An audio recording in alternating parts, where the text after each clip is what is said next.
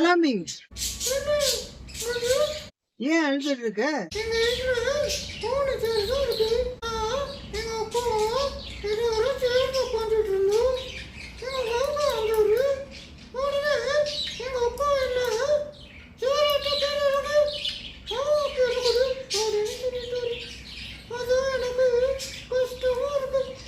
ஓ, அப்படியா விஷயம்?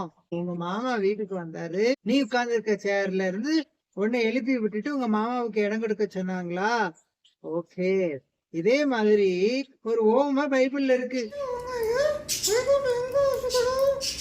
இந்த ஓமைய பைபிள்ல லூக்கா 14ஆம் அதிகாரம் 7ஆம் வசனத்துல இருந்து 11ஆம் வசனம் வரைக்கும் வாசிக்கலாம்.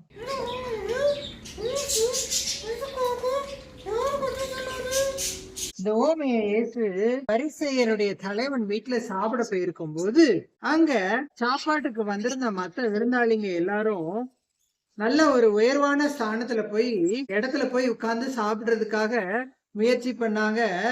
அவங்களெல்லாம் பார்த்த இயேசு இந்த ஓமைய அந்த விருந்தாளிகளை பார்த்து சொன்னாரு.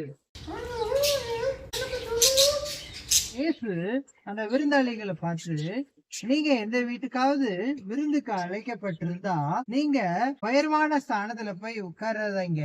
நீங்க அப்படி உட்கார்ந்தீங்கன்னா உங்களை விட பெரிய ஆளு அந்த விருந்துக்கு ஒருவேளை அழைக்கப்பட்டிருக்கலாம். அப்படி அழைக்கப்பட்டிருந்தா அந்த விருந்து கொடுக்கிறவன் உங்ககிட்ட வந்து, ஐயா இந்த இடத்த இவருக்கு விட்டு கொடுங்கன்னு சொல்லி உங்களை அந்த இடத்துல இருந்து இறக்கிடுவாரு.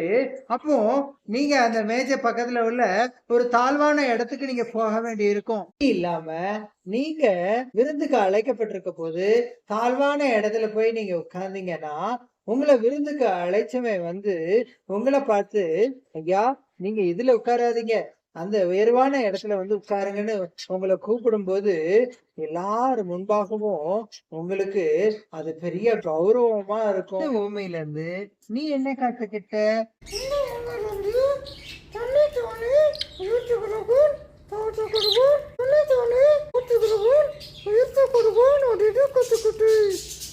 அது மட்டும் இல்ல, இந்த ஓமையில இருந்து நம்ம இன்னும் நிறைய காரியங்கள் கத்துக்கலாம்.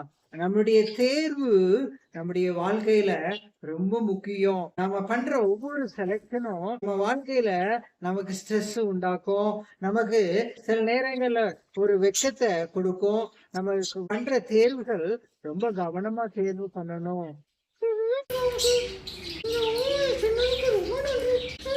தேங்க்யூ.